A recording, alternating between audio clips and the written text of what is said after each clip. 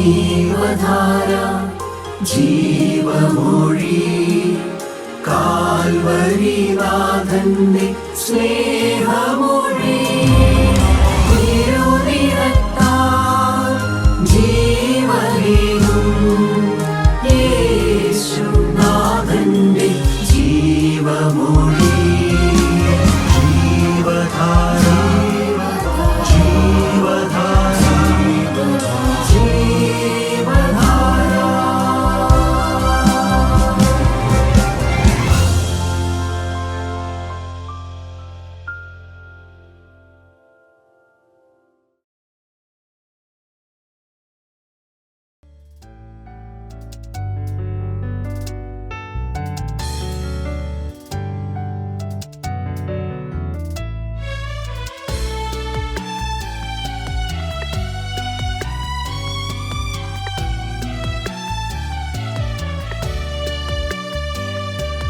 കരയുമ്പോൾ പോകാനൊരിടമുണ്ട്, ഞാൻ തളരുമ്പോൾ താങ്ങാനൊരു കരമുണ്ട്.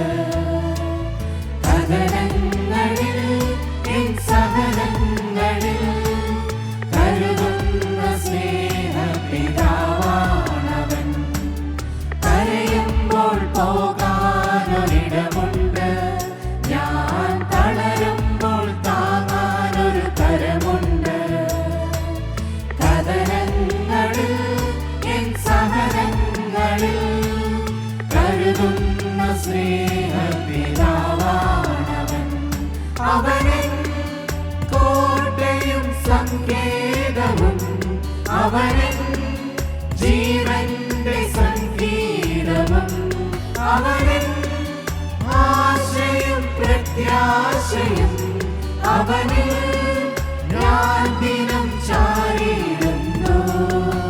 കരുതുന്ന സ്നേഹപിതാവാണവൻ.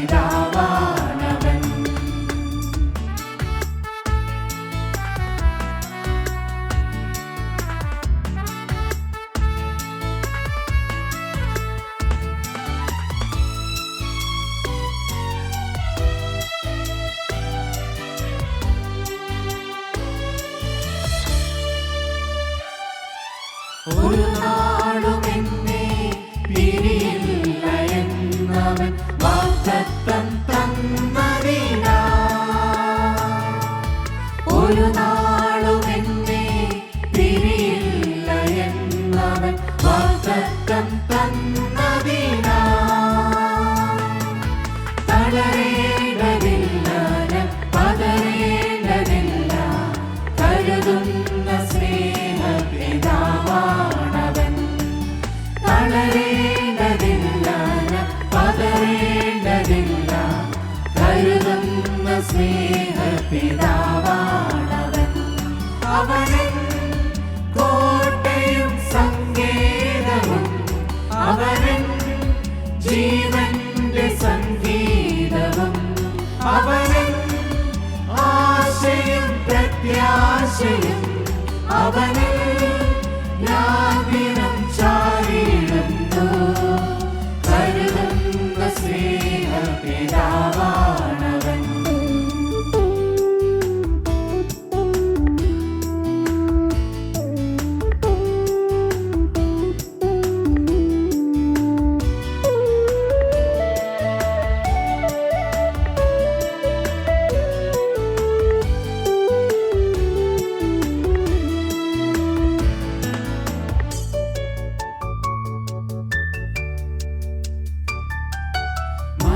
മധുരാനമാകും വചനങ്ങളാലൻ കഥനങ്ങൾ വായിക്കുന്നവൻ.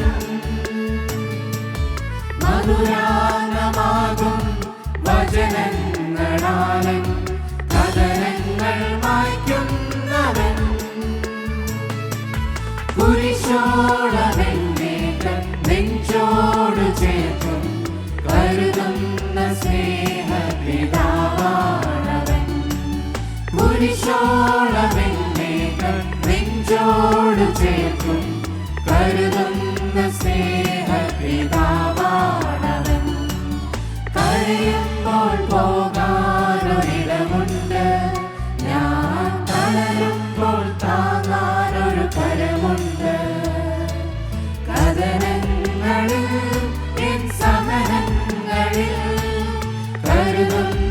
സ്നേഹപിതാവാണവൻ. കരയുമ്പോൾ പോകാനൊരിടമുണ്ട്, ഞാൻ തളരുമ്പോൾ താങ്ങാനൊരു കരമുണ്ട്. കഥനങ്ങളിൽ എൻ സമരങ്ങളിൽ കരുതുന്ന സ്നേഹപിതാവാണവൻ. അവനൻ കോട്ടയും സങ്കേതവും, അവനൻ ജീവന്റെ സംഗീതവും, അവനൻ ആശയും പ്രത്യാശയും, അവനിൽ ഞാൻ ദിനം ചാരിടുന്നു. കരുതുന്ന സ്നേഹപിതാവാണവൻ. യേശുക്രിസ്തുവിൻ്റെ പരിശുദ്ധമായ നാമം മഹത്വപ്പെടുമാറാകട്ടെ. ഒരു പള്ളിയിൽ ഒരച്ഛൻ സ്ഥലം മാറി വന്നു. ഇടവക്കാർക്ക് ഇഷ്ടമല്ലാത്തൊരു സ്വഭാവം അച്ഛനുണ്ടായിരുന്നു. പല അച്ഛന്മാർക്കുണ്ട് ഇടവക്കാർക്ക് ഇഷ്ടമല്ലാത്തൊരു സ്വഭാവം. അത് മറ്റൊന്നുമല്ല, അച്ഛൻ യേശുവിനെക്കുറിച്ച് പ്രസംഗിക്കും.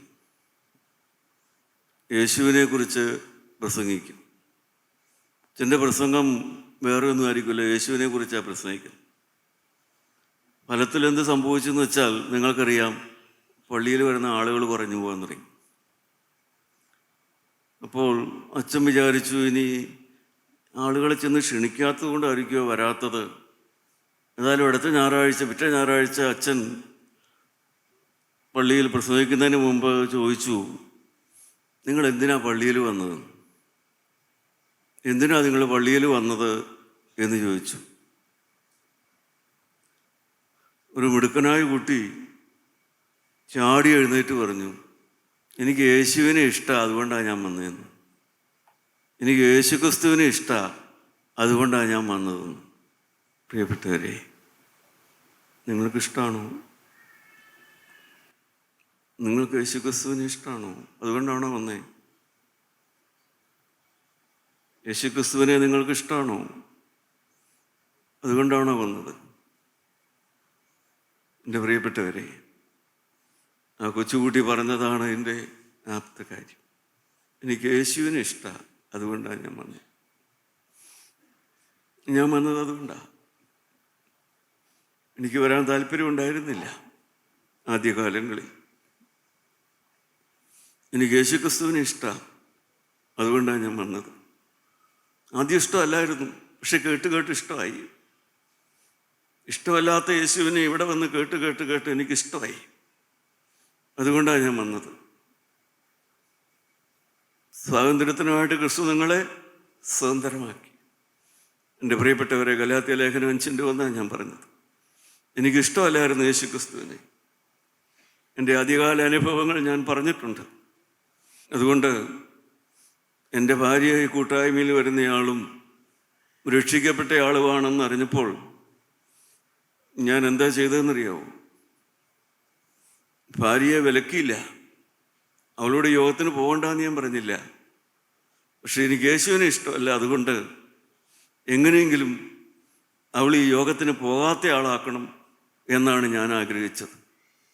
അതിന് ഞാൻ ചെയ്തത്, എൻ്റെ വീടിന് മുമ്പിൽ ഒരു കൽക്കുരിശുണ്ടായിരുന്നു. ആ കൽക്കുരിശിൽ ഞാൻ ചുറ്റുവിളക്ക് കഴിക്കാൻ നേർന്നു. അതായിരുന്നു ചെറുപ്പം മുതൽ എന്നെ പഠിപ്പിച്ചിട്ടുള്ള ആത്മീയം. ഒരു കലഹമുള്ള വീടായിരുന്നെങ്കിലും വീടിന് മുമ്പിൽ ഒരു കൽക്കുരിശുണ്ടായിരുന്നു.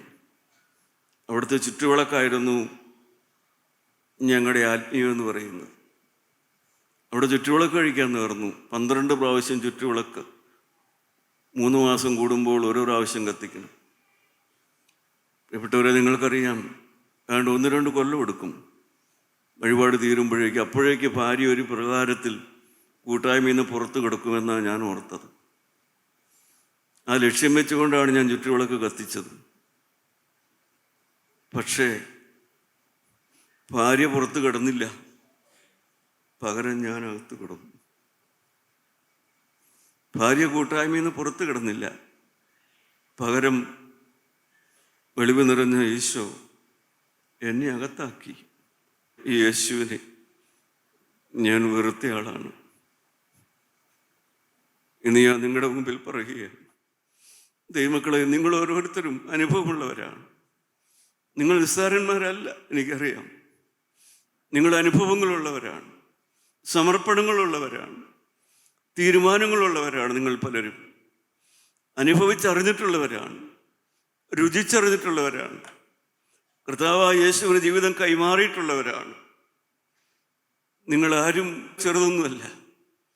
നിങ്ങൾ പലരും നല്ല സമർപ്പണങ്ങളുള്ളവരും നല്ല തീരുമാനങ്ങളുള്ളവരും ഉറപ്പായിട്ട് യേശുവിനെ പിൻപറ്റുമെന്നുള്ളതായ നല്ല തീരുമാനങ്ങളുള്ളവരാണ്. പ്രിയപ്പെട്ടവരെ, എങ്കിൽ നിങ്ങൾ നിങ്ങളുടെ മക്കളുടെ കാവൽക്കാരനല്ലേ? നിങ്ങളുടെ പങ്കാളിയുടെ കാവൽക്കാരനല്ലേ? നിങ്ങളുടെ കുടുംബത്തിൻ്റെ കാവൽക്കാരനല്ലേ? അങ്ങനെയെങ്കിൽ നിങ്ങൾ ഞാൻ എൻ്റെ അനുജൻ്റെ കാവൽക്കാരനാണോ എന്ന് ചോദിക്കുമോ? അത് കായീൻ ചോദിച്ചതാണ്. ഞാൻ എൻ്റെ അനുജൻ്റെ കാവൽക്കാരനാണോ എന്ന്. ദൈവമക്കളെ, നിങ്ങൾ ആ വാക്ക് പറയുമോ? ഞാൻ ഈ കൂട്ടായ്മയിൽ ചേർന്ന് വന്ന് എൻ്റെ കൂടെ ചേർന്നിരുന്ന എൻ്റെ സഹോദരൻ്റെ കാവൽക്കാരനാണോ ഞാനെന്ന് കായീൻ ചോദിച്ച വാക്ക് നിങ്ങളുടെ വായിൽ നിന്ന് വരുമോ? നിങ്ങളുടെ വായിൽ നിന്ന് അങ്ങനെ ഒരു വാക്ക് വരുമോ? വേദനയില്ലാത്ത വാക്ക്, ആത്മീയമറിയാത്ത വാക്ക്, ദൈവത്തെ ഭയപ്പെടാത്ത വാക്ക് ദൈവമക്കളെ നമ്മുടെ വായിൽ നിന്ന് വരരുത്. നിങ്ങൾ നിങ്ങളുടെ മകൻ്റെ കാവൽക്കാരനാണോ എന്ന് ഏതെങ്കിലും ഒരു അപ്പനോ അമ്മയോ ചോദിക്കുമോ? ദൈവത്തോട് പറയുമോ? പറയില്ലെങ്കിൽ കായീൻ പറഞ്ഞ വാക്കാരും പറയരുത്. ഞാൻ എൻ്റെ സഹോദരൻ്റെ കാവൽക്കാരനാണോ എന്ന് നിങ്ങളുടെ ഉള്ളിൽ പോലും തോന്നരുത്. നിങ്ങൾ കാവൽക്കാരാണ്, നിങ്ങൾ ഉത്തരവാദിത്തമുള്ളവരാണ്, നിങ്ങൾ പ്രാർത്ഥിക്കുന്നവരായിരിക്കണം. നിങ്ങൾ ആ തരത്തിൽ മാത്രമേ ചിന്തിക്കാൻ പാടുള്ളൂ. സ്നേഹം കൊണ്ടാണ് ചെയ്യുന്നതെന്ന് ഞാൻ പറഞ്ഞല്ലോ. ദൈവത്തിൻ്റെ സ്നേഹം ഞങ്ങളെ നിർബന്ധിക്കുന്നു. എല്ലാവർക്കും വേണ്ടി ഒരുവൻ മരിച്ചിരിക്കെ എല്ലാവരും മരിച്ചു എന്ന് ഈ സത്യമായി ദൈവത്തിൻ്റെ വചനം കേട്ട് മാനസാന്തരപ്പെട്ട് നമുക്ക് പകർന്നു കിട്ടിയ ആത്മീയ ചൈതന്യമനുസരിച്ച് ചേർന്ന് വരുന്നവർ ഒരു കാര്യം മനസ്സിലാക്കണം. എല്ലാവർക്കും വേണ്ടി ഒരുവൻ മരിച്ചിരിക്കെ എല്ലാവരും മരിച്ചു എന്ന് പറഞ്ഞാൽ എൻ്റെ പഴയ മനുഷ്യൻ മരിച്ചു, എൻ്റെ പഴയ പ്രകൃതം മരിച്ചു. നീരസവും ഇഷ്ടക്കുറവും കുശുമ്പും കുന്നായ്മയും പകയും പകവീട്ടലും പ്രതികാരവുമുള്ളതായ എൻ്റെ പഴയ മനുഷ്യൻ മരിച്ചു. ആ തീരുമാനമുള്ളവരാണ് ദൈവവേല ചെയ്യേണ്ടത്. എൻ്റെ പഴയ മനുഷ്യൻ മരിച്ചു, എല്ലാവരും മരിച്ചു എന്ന്. പിന്നെ ജീവിച്ചിരിക്കുന്നവർ തങ്ങൾക്ക് വേണ്ടിയല്ല, തങ്ങൾക്ക് വേണ്ടി മരിച്ചുയർത്തവനായിട്ട് തന്നെ ജീവിക്കണമെന്ന് എന്ന് പറഞ്ഞാൽ ഇപ്പോൾ ഞാൻ ജീവിക്കുന്നത് എൻ്റെ സ്വന്തം ഇഷ്ടം നടത്താനല്ല, എൻ്റെ സ്വന്തം താല്പര്യം നടത്താനല്ല, എൻ്റെ ഹിതപ്രകാരം നടത്താനല്ല, എൻ്റെ ആലോചന പോലെ എല്ലാവരും നടത്താൻ വേണ്ടിയിട്ടല്ല. ഇപ്പോൾ ഞാൻ നടത്തുന്നത് ദൈവത്തിൻ്റെ ഇഷ്ടപ്രകാരം. എൻ്റെ പഴയ മനുഷ്യൻ മരിച്ച് എൻ്റെ പുതിയ മനുഷ്യൻ എന്ന് വെച്ചാൽ ക്രിസ്തുവിൻ്റെ ഇഷ്ടപ്രകാരം നടക്കാൻ വേണ്ടിയിട്ടാണ് ഞാനിവിടെ നിൽക്കുന്നത്. ആ ബോധത്തോടെ ദൈവവേല ചെയ്യണം. എൻ്റെ പഴയ പ്രകൃതം മരിച്ചു, പഴയ അഭിപ്രായങ്ങൾ മരിച്ചു, പഴയ ശീലങ്ങൾ മരിച്ചു. ഇപ്പോൾ എൻ്റെ ശീലം എന്ന് പറയുന്നത് ഞാനൊരു പുതിയ മനുഷ്യനാണ്. എൻ്റെ കർത്താവായ യേശുവിൻ്റെ ഇഷ്ടമെന്താണെന്ന് അറിഞ്ഞ് അവൻ്റെ ഇഷ്ടപ്രകാരം ജീവിക്കാനുള്ളതായ ആ ഉത്തരവാദിത്തം എൻ്റെ മനസ്സോടെ ഞാൻ ഏറ്റെടുത്തിട്ടുള്ളവനാണ്. ഞാൻ യേശുവിനെ വെറുത്തവനും കൂട്ടായ്മയിൽ അകന്നു നിന്നവനുമാണ്. പക്ഷേ ഇന്ന് ഞാൻ അകത്തും ഇതിൻ്റെ ഒരു എളിയ വേലക്കാരനും അതുകൊണ്ട് ഞാൻ പറയുക, ഞാൻ എൻ്റെ സഹോദരൻ്റെ കാവൽക്കാരനാണോ നിങ്ങൾ ചോദിക്കരുത്. നിങ്ങളുടെ പഴയ സ്വഭാവം കാണിക്കരുത്, പഴയ പ്രകൃതം പുറത്തു വരരുത്. നിങ്ങൾ രക്ഷിക്കപ്പെട്ടവരും ക്രിസ്തുവിൻ്റെ മക്കളുമായി ജനിച്ചവരാണെങ്കിൽ ക്രിസ്തുവിൻ്റെ അനുകാരിയായി തീരണം, ക്രിസ്തുവിൻ്റെ അനുകാരിയായി തീരണം. ദൈവമക്കളെ, അതാണ് നമ്മുടെ മേലുള്ളതായ വിളി. അതിനുവേണ്ടിയാണ് ദൈവം എന്നെ വിളിച്ചത്, അതിനുവേണ്ടിയാണ് ദൈവം നിങ്ങളെ വിളിച്ചത്. നിങ്ങൾ ക്രിസ്തുവിൻ്റെ അനുകാരിയായി തീരണം. ഗലാത്യ ലേഖനം 5-ാം അധ്യായമാണ് നാം ചിന്തിച്ചു വന്നത്. അതിൻ്റെ ആദ്യത്തെ വാക്യങ്ങൾ നാം പല പ്രാവശ്യം ചിന്തിച്ചതാണ്. അതിൻ്റെ ചുരുക്കമെന്ന് പറഞ്ഞാൽ, കർത്താവായ യേശു ക്രിസ്തു എന്തിനു വേണ്ടി ലോകത്തിലേക്ക് വന്നു, എന്തിനാണ് ക്രിസ്മസ്, എന്തിനാണ് ഈസ്റ്റർ, എന്തിനാണ് ദുഃഖവെള്ളിയാഴ്ച, ഇതിൻ്റെ ഒന്നും വില എനിക്കറിയാൻ മേലാത്ത ഒരു കാലം എനിക്കുണ്ടായിരുന്നു, നിങ്ങൾക്ക് അനേകർക്കുണ്ടായിരുന്നു. യേശു എന്തിനാണ് വന്നത്? ക്രിസ്മസിൻ്റെ വില എന്താണ്? ഈസ്റ്ററിൻ്റെ വില എന്താണ്? ഇതൊന്നും അറിയില്ലാത്തൊരു കാലം നിങ്ങൾക്കുണ്ടായിരുന്നു.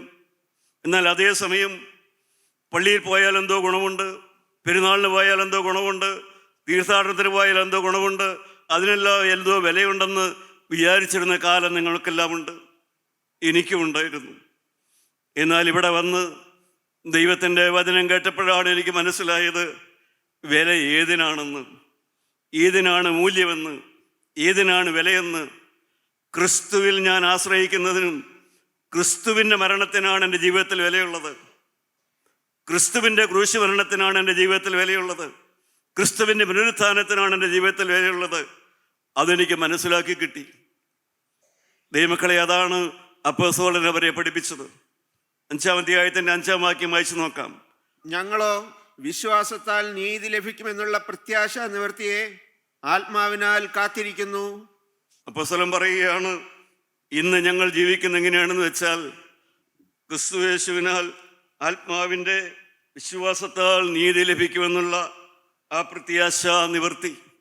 ദൈവമക്കളെ, ഇന്ന് കർത്താവായ യേശു ക്രിസ്തു അവൻ എനിക്ക് വേണ്ടി മരിച്ചത് കൊണ്ടാണ് എനിക്ക് പാപമോചനമുള്ളത്, എനിക്ക് ശുദ്ധീകരണമുള്ളത്, എൻ്റെ പ്രാർത്ഥന ദൈവം കേൾക്കുന്നത്, എനിക്ക് ദൈവരാജ്യമുള്ളത്, എനിക്കിന്ന് സ്വപ്നം കാണാനുള്ളത്. യേശു എനിക്ക് വേണ്ടി മരിച്ചത് കൊണ്ടാണ് എനിക്ക് എൻ്റെ ഭാവിയെക്കുറിച്ചൊരു സ്വപ്നമുള്ളത്, എൻ്റെ ഫ്യൂച്ചറിനെ കുറിച്ച് എനിക്കൊരു പ്രതീക്ഷയുള്ളത്, എൻ്റെ മരണശേഷമുള്ള ജീവിതത്തെക്കുറിച്ച് എനിക്ക് എന്തെങ്കിലും ഒരു സ്വപ്നം ഉണ്ടായതിൻ്റെ പിന്നിൽ യേശുവിൻ്റെ മരണമാണ് അതിൻ്റെ കാരണം. യേശു മരിച്ചത് കൊണ്ടാണ് എനിക്കങ്ങനെ ഒരു സ്വപ്നം പോലും കിട്ടിയത് എന്നാണ് അപ്പോസ്തലൻ പറയുന്നത്. ദൈവമക്കളെ, നിങ്ങൾക്ക് ഭാവിയെക്കുറിച്ച് സ്വപ്നമുണ്ടോ? നിങ്ങൾക്ക് പാപം ക്ഷമിച്ചു കിട്ടുമെന്ന് ഉറപ്പുണ്ടോ? ദൈവമക്കളെ, ആ സ്വപ്നങ്ങൾ ഉണ്ടാകണമെങ്കിൽ, നിങ്ങൾക്ക് ആത്മീയ സ്വപ്നങ്ങൾ ഉണ്ടാകണമെങ്കിൽ, ആത്മീയമായ ഭാവിയെക്കുറിച്ച് സ്വപ്നങ്ങൾ ഉണ്ടാകണമെങ്കിൽ, നിങ്ങളുടെ മരണാനന്തര ജീവിതത്തെക്കുറിച്ച് സ്വപ്നങ്ങൾ ഉണ്ടാകണമെങ്കിൽ യേശു നിങ്ങൾക്ക് വേണ്ടിയാണ് മരിച്ചതെന്നുള്ളതായ ആ നിർണയം നിങ്ങൾക്കുണ്ടാകണം. അതിനാലാണ് എനിക്ക് ആത്മീയ സ്വപ്നങ്ങൾ ഉണ്ടാകുന്നത്. സഹോദരീ സഹോദരന്മാരെ, നമുക്ക് ആത്മീയ സ്വപ്നങ്ങൾ ഉണ്ടാകണം. ദൈവവേല ചെയ്യുന്നതിൽ, ദൈവവചനം പറയുന്നതിൽ, നമ്മുടെ കുടുംബങ്ങൾ, കുഞ്ഞുങ്ങൾ ആത്മീയമായി വളർന്നു വരുന്നതിൽ എല്ലാം നമുക്ക് ആത്മീയ സ്വപ്നങ്ങൾ ഉണ്ടാകണം. ദൈവത്തിൻ്റെ രാജ്യത്ത് നാം എത്തിച്ചേരണം. ആ ആത്മീയ സ്വപ്നങ്ങൾ എങ്ങനെയുണ്ടാകും? ക്രിസ്തു എനിക്ക് വേണ്ടി മരിച്ചു എന്നുള്ളതായ ആ വിശ്വാസത്താലാണ് അതുണ്ടാകുന്നത്. ഒരു പ്രായം കഴിഞ്ഞതുകൊണ്ടുണ്ടാവില്ല. പ്രായമായവരെ നമ്മൾ എത്ര പേരെ കണ്ടിരിക്കുന്നു. മരണസമയത്ത് പോലും ദൈവമക്കളെ പ്രത്യാശയില്ലാത്ത എത്രയോ പേരെ നമ്മൾ കണ്ടിരിക്കുന്നു. പ്രത്യാശയില്ലാതെ മരിക്കുന്ന എത്രയോ പേരെ നമ്മൾ കണ്ടിരിക്കുന്നു. എന്തുകൊണ്ടാണ് പ്രത്യാശയില്ലാതെ പോയത്? ക്രിസ്തു മരിച്ചത് എന്തിനാണെന്ന് അറിയാതെ ക്രിസ്ത്യാനി എന്ന പേരിൽ ജീവിക്കുന്നത് കൊണ്ടാണ് പ്രത്യാശയില്ലാതെ പോകുന്നത്. ഈ തിരുവചനം കേൾക്കുന്നവരെ ഓർപ്പിക്കട്ടെ. 6-ാമത്തെ വാക്യം വായിച്ചു നോക്കാം. ക്രിസ്തു യേശുവിൽ പരിച്ഛേദനയല്ല, അഗ്രചർമ്മവുമല്ല, സ്നേഹത്താൽ വ്യാപരിക്കുന്ന വിശ്വാസമത്രേ കാര്യം. ദൈവത്തിന് സ്തോത്രം. പ്രിയപ്പെട്ടവരെ, ഇന്ന് ജീവിക്കുന്നതിൻ്റെ പിന്നിൽ ഒരാവശ്യമുണ്ട്, ഒരു കാര്യമുണ്ട്, ഒരു നിത്യജീവൻ. അതിന് ഞാൻ ഓഹരിക്കാരനാണെന്ന് എനിക്കറിയാം. നിങ്ങൾക്ക് ആ ഓർമ്മയുണ്ടോ?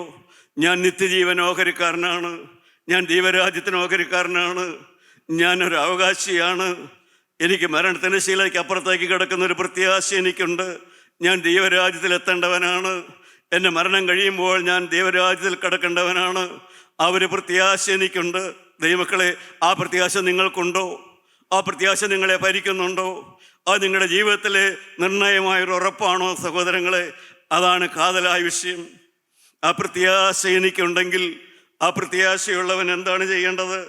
ക്രിസ്തുയേശുവിൽ പരിച്ഛേദനയുമല്ല, അഗ്രചർമ്മവുമല്ല, സ്നേഹത്താൽ വ്യാപരിക്കുന്ന വിശ്വാസം അത്രയേ കാര്യമായിരിക്കുന്നത്.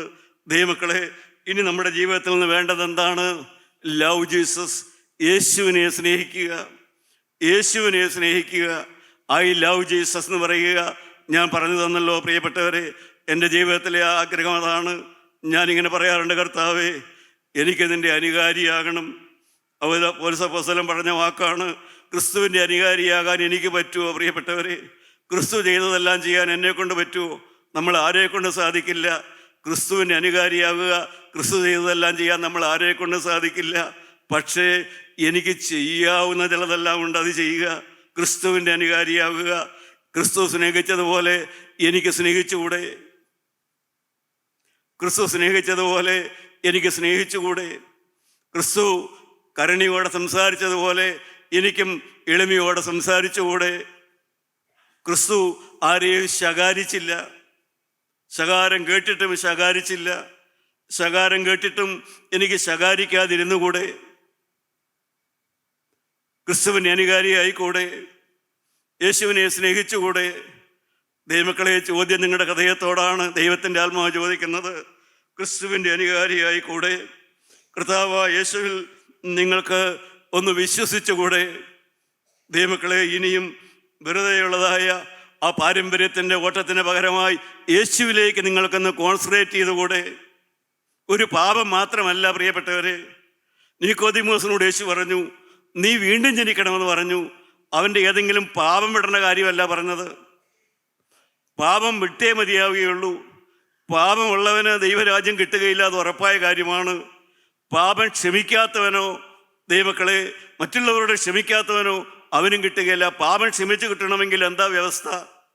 ഒരു മനുഷ്യൻ്റെ പാപം ക്ഷമിച്ച് കിട്ടണമെങ്കിൽ എന്താ വ്യവസ്ഥ? 3 വ്യവസ്ഥയുണ്ട്.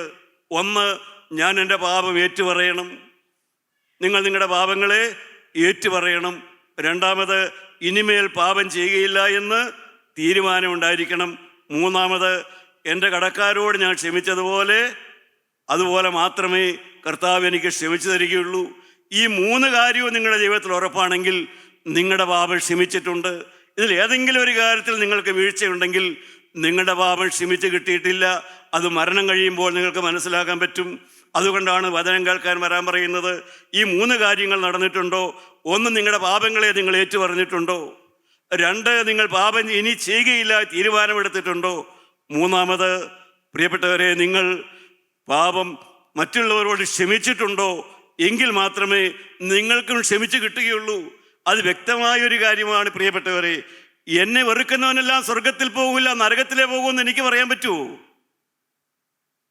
എന്നോട് ഇഷ്ടമില്ലാത്തവനെല്ലാം നരകത്തിൽ പോകുമെന്ന് എനിക്ക് പറയാൻ പറ്റുമോ? എന്നോട് വെറുപ്പ് കാണിക്കുന്നോ, എന്നോട് ഇഷ്ടക്കുറവ് കാണിക്കുന്നോ, ഞാൻ പറയുന്ന അഭിപ്രായത്തിന് ചേരുവോ?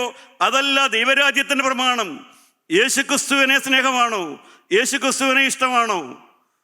യേശുക്രിസ്തുവിനോട് ചേർന്ന് വരുന്നുണ്ടോ? ദൈവവചനത്തോട് ചേർന്ന് വരുന്നുണ്ടോ?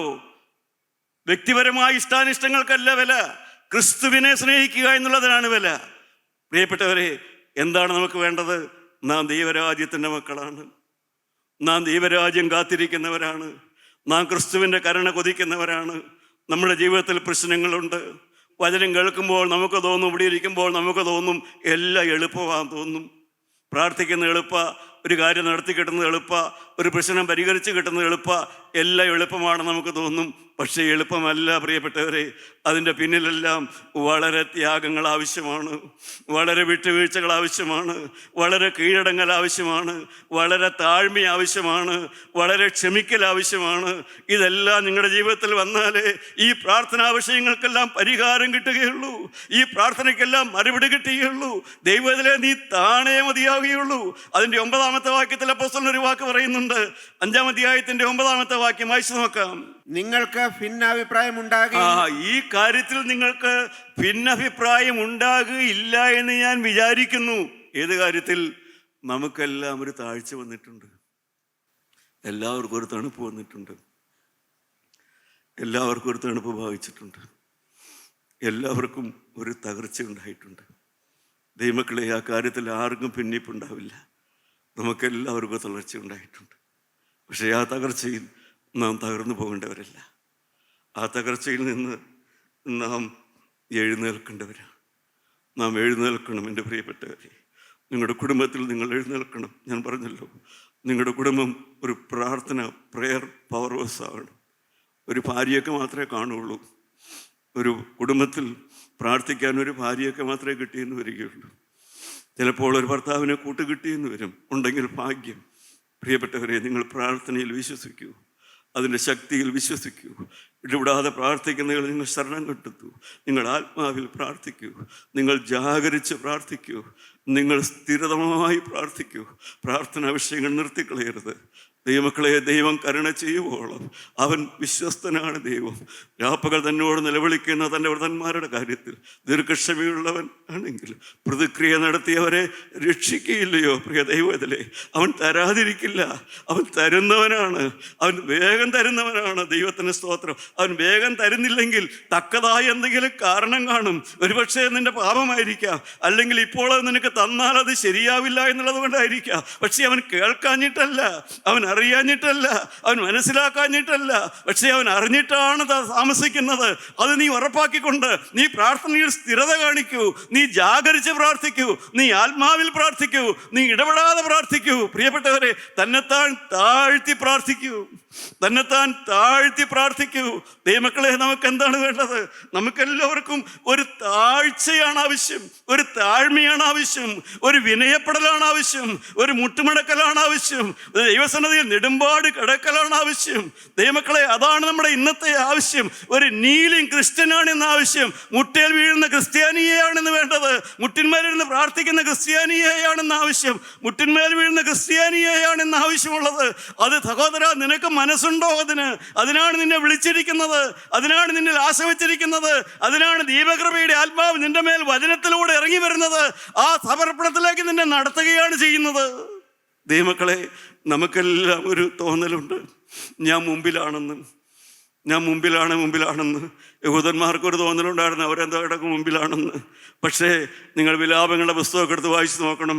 അപ്പോൾ അവർക്ക് മനസ്സിലാകും, ഞങ്ങളുടെ പുറകിലാണെന്ന് വിചാരിച്ചവരൊക്കെ കുറേ കഴിഞ്ഞപ്പോൾ ഞങ്ങളുടെ മുമ്പിലായി എന്ന് പറയും. ദൈവത്തിന് സ്തോത്രം. പ്രിയപ്പെട്ടവരെ, നമ്മുടെ പുറകിലാണ് നമ്മൾ വിചാരിക്കുന്നവർ കുറേ കഴിയുമ്പോൾ നമ്മുടെ മുമ്പിലാകും. ദൈവത്തിന് സ്തോത്രം. കാരണം സമർപ്പണമെടുക്കണവൻ ഇവിടുന്ന് പോകും കേട്ടോ. തെറ്റിതിരുത്തുന്നവൻ കിഴക്ക് പോയി പോകട്ടോ. തെറ്റിതിരുത്തുന്ന ആര് തെറ്റിതിരുത്തിയാലും അവൻ കയറിപ്പോകും കേട്ടോ. സമർപ്പിച്ച് പ്രാർത്ഥിക്കുന്നവൻ ആരായാലും അവൻ മുന്നോട്ട് പോകും കേട്ടോ.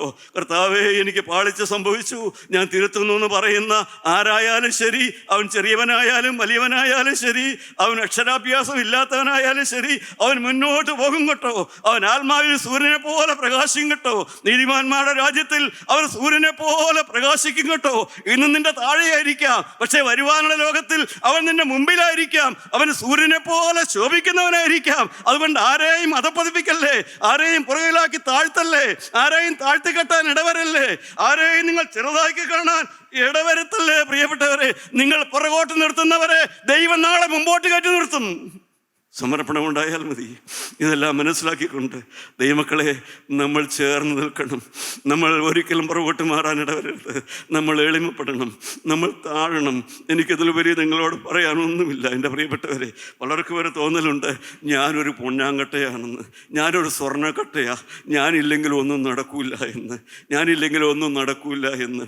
എൻ്റെ പ്രിയപ്പെട്ട സഹോദരി സഹോദരങ്ങളെ, ചില മരുമക്കൾക്കും അങ്ങനെ തോന്നലൊക്കെ ഉണ്ട്. അമ്മായിമ്മ ചില നടക്കൂല, ഞാനുള്ളവണ് നടക്കണേന്ന്. അമ്മായിമാർക്കൊരു തോന്നലുണ്ട്, അവളൊന്നുമല്ല, ഞാൻ വിചാരിച്ചാലേ നടക്കുള്ളൂന്ന്. എൻ്റെ പ്രിയപ്പെട്ടവരെ, അല്ല, നമ്മളാരും പൊന്നാങ്കട്ടയൊന്നുമല്ല കേട്ടോ. നമ്മളൊക്കെ പൊടിയാണ്, പൊടിയോട് സമനാണ്, നിന്ദിത മണ്ണാണ്, ഹീനനായ മനുഷ്യനാണ്. നമ്മളാരും പൊന്നാങ്കട്ടയൊന്നും അല്ല പ്രിയപ്പെട്ടവരെ. നമ്മൾ പൊടിയാണ്, നിന്ദിത മണ്ണാണ്, ഹീനനായ മനുഷ്യനാണ്. ദൈവത്തിന് സ്തോത്രം. സഭയിലെ പിതാക്കന്മാർക്ക്, പുരോഹിതന്മാർക്ക് പണ്ടൊരു വിചാരമൊക്കെ ഉണ്ടായിരുന്നത് എനിക്ക് തോന്നുന്നു. പാട്ട് കേട്ടിട്ട് ഞാൻ പറഞ്ഞു കേട്ടോ, ഞാനങ്ങനെ സഭാചരിത്രത്തിൽ വായിച്ചതല്ല. അവർക്കൊരു വിചാരം ഉണ്ടായിരുന്നു, അവരെന്തോ വലിയ ആൾക്കാരാണ്, അവരെന്തോ പ്രമാണികളാണ്, അവരില്ലെങ്കിൽ ഒന്നും നടക്കൂല, അവരില്ലെങ്കിൽ ആരും സ്വർഗത്തിൽ പോവുകയില്ല എന്നൊക്കെ ഒരു വിചാരം എന്തോ പുരോഹിതന്മാർക്ക് ഉണ്ടായിരുന്നോ എന്തോ എനിക്ക് അറിഞ്ഞുകൂടാ. പക്ഷെ ഏതായാലും ഉള്ളതുപോലെയാണ് ആ പാട്ട് കേട്ടിട്ട് എനിക്ക് തോന്നിയത്. അതുകൊണ്ട് പുരോഹിതന്മാർക്ക് പഠിക്കാൻ വേണ്ടിയിട്ട് സഭ ഒരു പാട്ട് പഠിപ്പിച്ചു. പുരോഹിതന്മാർക്ക് പാടാൻ വേണ്ടി സഭ ഒരു പാട്ട് പഠിപ്പിച്ചു. ദൈവത്തിന് സ്തോത്രം. എന്താണ് പാട്ട്? മെശിഹാരാജൻ ജാതം ചെയ്തൊരു ഗുഹതൻ ത്വാരേ മൃതിമെശിഹായിൽ പ്രാപിച്ചോരെ പ്രതി പൊതുവായി പൊടിയോടു സമനും നിന്നിത മണ്ണും ഹീനനുമാം ഞാൻ പരിമളമിയ വൃഷവന ബലിയെ അർപ്പിച്ചല്ലോ. കുർബാനയിൽ ഈ അച്ഛനെ ഞാൻ ആരാണെന്ന് ഞാൻ തോന്നിപ്പോയെങ്കിൽ ഈ പാട്ട് പാടാനാണ് പറഞ്ഞേക്കണേ. ഞാൻ ആരോ ആണെന്ന് തോന്നിപ്പോയെങ്കിൽ ഇത് പാടാൻ ആസ പഠിപ്പിച്ചേക്കണേ. എന്താ പാടണത്? ശിഖാരാജൻ ജാതം ചെയ്ത ഗുഹതൻ താര എന്ന് പറഞ്ഞാൽ ഏതെങ്കിലും ഒരു ഗുഹയുടെ വാതിക്കൽ നിന്ന് പ്രാർത്ഥിക്കുന്നതല്ല. ശിഖാരാജൻ ജാതം ചെയ്ത ഗുഹ എന്ന് പറഞ്ഞാൽ ആത്മീയമായി പരിപാവനപ്പെട്ട ഒരു സ്ഥലമെന്ന് മാത്രമേ അതിനർത്ഥമുള്ളൂ. പ്രിയപ്പെട്ടവരെ, അവിടെ ഞാൻ ഒരു ബലി അർപ്പിച്ചു, പരിഹാര ബലി അർപ്പിച്ചു. ഞാൻ ആരാ? ഞാൻ പൊടിയോടു സമനും നിന്ദിത മണ്ണും ഞാൻ ഹീനനുമായ ഒരു മനുഷ്യനാണ്. ഞാൻ ഇതിനൊരു പാപപരിഹാര ബലി അർപ്പിച്ചു പോയി. ദൈവമേ, അവിടുന്ന് കൈക്കൊള്ളണമേ. എൻ്റെ പ്രിയപ്പെട്ടവരെ, നിങ്ങൾ പൊന്നാങ്കട്ടയാണോ? നിങ്ങൾ മണ്ണാങ്കട്ടയാണോ? നിങ്ങൾ സ്വർണ്ണക്കട്ടയാണോ? നിങ്ങൾ മണ്ണാങ്കട്ടയാണോ? ദൈവത്തിലെ നീ ആരെങ്കിലും ആണോ? നിൻ്റെ കഴുത്തിൽ താലിമാലയെല്ലാം ഉണ്ട്, അതുകൊണ്ട് നീ ഏതെങ്കിലും വലിയ ആളാണോ? ആരുമല്ല പ്രിയപ്പെട്ടവരെ. ഞാനിവിടെ പ്രസവിക്കുന്നതുകൊണ്ട് ഞാൻ ആരെങ്കിലും ആണോ? അല്ല പ്രിയപ്പെട്ടവരെ, ഞാൻ പൊടിയാണ്. നമ്മുടെ തലകളെ നമുക്ക് വണക്കാം. ദൈവത്തിലെ നമുക്ക് താഴാം, നമുക്ക് വിനയപ്പെടാം. ഞാൻ പൊന്നാങ്കട്ടയൊന്നുമല്ല, ഞാൻ പൊടിയാണ്. ഞാൻ പൊടിയോട് സമനാണ്. ഞാൻ നിന്ദിത മണ്ണാണ്. ഞാൻ സ്വർണ്ണക്കട്ടയല്ല, ഞാൻ മണ്ണാങ്കട്ടയാണ്. ഞാൻ ജഡസ്വഭാവമുള്ള മനുഷ്യനാണ്. ഞാൻ കോപിച്ചു പോകുന്ന മനുഷ്യനാണ്. ഞാൻ ഇളറിപ്പോകുന്ന മനുഷ്യനാണ്. ഞാൻ ശാപവാക്ക് പറയുന്ന മനുഷ്യനാണ്. ഞാൻ എഴുതാത്ത വഴിക്ക് പലതോ പോയി പോകുന്നൊരു മനുഷ്യനാണ്. ഞാനൊരു പൊന്നാങ്കട്ടയൊന്നുമല്ല. ഞാൻ ആത്മാവിൽ വീണ്ടെടുക്കപ്പെട്ടവനാണെങ്കിലും എൻ്റെ ഇന്നത്തെ അവസ്ഥ ചെറുതാണ് കർത്താവേ. വളരെ വളരെ ഹീനമായൊരവസ്ഥയിലാണ് ഞാൻ നിൽക്കുന്നത്. അവിടെ നിന്നുകൊണ്ടാണ് ഞാൻ ഈ വേല ചെയ്യുന്നത്, ഞാൻ ഈ പാട്ട് പാടുന്നത്, ഞാൻ ഈ പ്രാർത്ഥിക്കുന്നത്. എല്ലാം അതാണ് ദൈവമേ. അതെ, ക്രൂശിലേക്ക് നോക്കിക്കൊണ്ടാണ് പ്രാർത്ഥിക്കുന്നത്. ദൈവത്തിന് സ്തോത്രം. ദൈവമക്കളെ, നിങ്ങൾക്ക് എന്നോട് ചേർന്ന് പാടാൻ സാധിക്കുമോ? ആദ്യത്തെ 2 വരി പാടണ്ട, 2ാമത്തെ വരി മാത്രം പാടിയാൽ മതി. നിങ്ങളുടെ അഭിപ്രായമാണെങ്കിൽ പാടിയാൽ മതി, നിങ്ങൾക്കങ്ങനെ ഉറപ്പുണ്ടെങ്കിൽ പാടിയാൽ മതി. നിങ്ങൾ പൊടിയാണ് കർത്താവേ, ഞാൻ പൊടിയാണ്. ഞാൻ വെറും മണ്ണാണ്. ഞാൻ കുറവുള്ളവനാണ്. ഞാൻ തകർന്നവനാണ്. ഞാൻ തെറ്റുള്ളവനാണ്. ഞാൻ വീഴ്ചയുള്ളവനാണ്. ഞാൻ പൊടിയാണ്. ഞാൻ നിന്ദിതനാണ്. കർത്താവേ, വെറുക്കപ്പെടേണ്ട പല സ്വഭാവങ്ങളും എനിക്കുണ്ട്. എൻ്റെ സ്വഭാവം പലർക്കും സഹിക്കാൻ പറ്റില്ല. വെറുക്കപ്പെടേണ്ട പല സ്വഭാവങ്ങളും എനിക്കുണ്ട്. ഞാൻ നിന്ദിത മണ്ണാണ്. ഞാൻ ഹീനനായൊരു മനുഷ്യനാണ്. കർത്താവേ, ആ തീരുമാനമുള്ളവർക്ക് എന്നോട് ചേർന്ന് പാടാം. പൊടിയോടു സമനും നിന്ദിത മണ്ണും ഹീനനുമാം ഞാൻ. ദൈവമക്കളെ, ഞാൻ ഓർക്കാറുണ്ട് എനിക്കത് പാടാവോ എന്നും. ബഹുമാനപ്പെട്ട അച്ഛന്മാര് തലയിൽ അഭിഷേകമുള്ളവരാ. നമ്മുടെ അഭിഷേകം ഹൃദയത്തിലാണ്. എൻ്റെ നിങ്ങളുടെ അഭിഷേകം ഹൃദയത്തിലാണ്. രാജകീയ പുരോഹിത വർഗമാണ്. ഹൃദയത്തിൽ അഭിഷേകമുള്ളവർ. ഹൃദയത്തിൽ അഭിഷേകം കൊണ്ടാണ് പാടുന്നത്. കർത്താവേ, ഞങ്ങളുടെ കൂട്ടത്തിൽ ആത്മാവിൽ മരിച്ചു കിടക്കുന്ന പലരുമുണ്ട്. എൻ്റെ കുടുംബത്തിലുണ്ട്, ഞാനുമുണ്ട്. ദൈവത്തിന് സ്തോത്രം. മരിച്ചു കല്ലറയിൽ കിടക്കുന്നവർക്ക് വേണ്ടിയല്ല പ്രാർത്ഥിക്കുന്നത്, ആത്മാവിൽ മരിച്ചവർക്ക് വേണ്ടിയാണ് പ്രാർത്ഥിക്കുന്നത്. ആത്മാവിൽ മരിച്ചു കിടക്കുന്നവർക്ക് വേണ്ടിയാണ് പ്രാർത്ഥിക്കുന്നത്. കല്ലറയ്ക്കകത്ത് പോയവർക്ക് വേണ്ടിയല്ല. ഇപ്പോൾ ഈ ഹോളിലിരിക്കുന്ന, ഈ വചനം കേൾക്കുന്ന ആത്മാവിൽ മരിച്ചു കിടക്കുന്നവർക്ക് വേണ്ടിയാണ്. പൊടിയുടെ സമനും നിന്നത മണ്ണും ഹീനനുമായ ഞാൻ പ്രാർത്ഥിക്കുന്നത്. കർത്താവേ, ഒരു ജീവൻ അയക്കണമേ, ഒരു ജീവൻ ഇറങ്ങി വരണമേ, ഒരു ജീവൻ്റെ ആത്മാവ് ഇറങ്ങി വരണമേ. ഹല്ലേലൂയ. മരിച്ചവർ ജീവിക്കട്ടെ കർത്താവേ. മരിച്ച മൃതന്മാർ എഴുന്നേൽക്കട്ടെ കർത്താവേ. മരിച്ചവർ ചൈതന്യം പ്രാപിക്കട്ടെ കർത്താവേ. ആത്മാവിൽ ഒരു തീജ്വാല അയക്കണമേ കർത്താവേ. ഞങ്ങളുടെ മധ്യത്തിലേക്ക് ഒരു തീജ്വാല അയക്കണമേ. പൊടിയോട് സമനും നിന്നത മണ്ണും ഹീനനുമായ ഞാൻ എൻ്റെ കർത്താവേ, ആത്മാവിൽ മരിച്ചു കിടക്കുന്ന എൻ്റെ പ്രിയപ്പെട്ടവർക്ക് വേണ്ടിയും നിങ്ങൾ എനിക്കും വേണ്ടി, ഞാൻ നിങ്ങൾക്കും വേണ്ടി പ്രാർത്ഥിക്കുകയാണ് കർത്താവേ. ഞങ്ങളുടെ മധ്യത്തിലേക്ക് ഒരു തീ അയക്കണമേ കർത്താവേ, ഒരു തീജ്വാല അയക്കണമേ കർത്താവേ. ഈ ജനം വന്ന് എഴുന്നേൽക്കട്ടെ ദൈവമേ. ആത്മാവിൽ ഒരു ജീവൻ പ്രാപിക്കട്ടെ, ആത്മാവിൽ ചൈതന്യം പ്രാപിക്കട്ടെ കർത്താവേ. ഞാൻ പൊടിയാണ്, ഞാൻ പൊടിയാണ്, ഞാൻ നിന്നിത മണ്ണാണ്, തെറ്റുള്ള മനുഷ്യനാണ്, ഹീനനായ മനുഷ്യനാണ്, ഹീനമായ പല സ്വഭാവങ്ങളുണ്ട്. എങ്കിലും ദൈവമേ, ആത്മാവിൽ മരിച്ചു കിടക്കുന്ന എൻ്റെ സഹോദരങ്ങളൊന്ന് എഴുന്നേൽക്കട്ടെ. ആത്മാവിൽ മരിച്ചു കിടക്കുന്ന എൻ്റെ പ്രിയപ്പെട്ട കുഞ്ഞുങ്ങളൊന്ന് എഴുന്നേൽക്കട്ടെ. ആത്മാവിൽ മരിച്ചു കിടക്കുന്ന എൻ്റെ രക്തത്തിൻ്റെ രക്തവും മാംസത്തിൻ്റെ മാംസവുമായ എല്ലാവരും എഴുന്നേൽക്കട്ടെ. Hallelujah, hallelujah, hallelujah, hallelujah. ദൈവജനമേ, ഒരാത്മപ്രവാഹം വരട്ടെ, ആത്മാവ് തീ പോലെ ഇറങ്ങി വരട്ടെ. നിങ്ങളൊന്ന് എഴുന്നേൽക്കുവീൻ ദൈവജനമേ. ഒരു ചൈതന്യത്തിലേക്ക് വരുവീൻ, സമർപ്പണത്തിലേക്ക് വരുവീൻ, തീരുമാനത്തിലേക്ക് വരുവി. ഞാനൊന്ന് കരമുയർത്താൻ പറഞ്ഞാൽ നിങ്ങൾ ഉയർത്തും. പക്ഷേ ഞാനൊരു പൊടിയാണെന്നും നിന്നിത മണ്ണാണെന്നും ഹീനനായൊരു മനുഷ്യനാണെന്നും കർത്താവേ, മരിച്ചവർക്ക് വേണ്ടി, ആത്മാവിൽ മരിച്ചവർക്ക് വേണ്ടി ഞാൻ പ്രാർത്ഥിക്കുമ്പോൾ എനിക്കൊരു ജീവൻ തരണമെന്ന് നിങ്ങൾക്ക് ആഗ്രഹമുണ്ടെങ്കിൽ നിങ്ങൾ കരങ്ങളും ഉയർത്തു പ്രിയപ്പെട്ടവരെ. Hallelujah, hallelujah. യേശുവേ, ഞാൻ നിന്നെ സ്തുതിക്കുന്ന കർത്താവേ. ഈ ആത്മാക്കൾ എഴുന്നേൽക്കണമേ, ഒരു ചൈതന്യം വരണമേ, ഒരു നവചൈതന്യം മരണമേ, ഒരു പുതിയ വ്യാപാരം ഉണ്ടാകണമേ, ഒരു പുതുക്കത്തിൻ്റെ അനുഭവം ഉണ്ടാകണമേ കർത്താവേ.